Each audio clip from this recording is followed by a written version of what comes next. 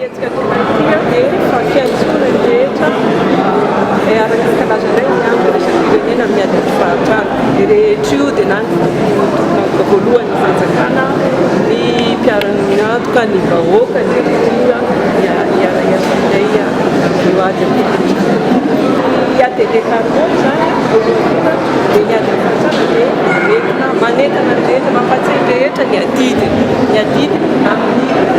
ady amin'ny fahatrana ny fanovana ny fomba fijery ireo mpiara-monina amin'ny fahatrana fiaraha-mitaiza le izy na hoan'ny iara-ny fahatrana ny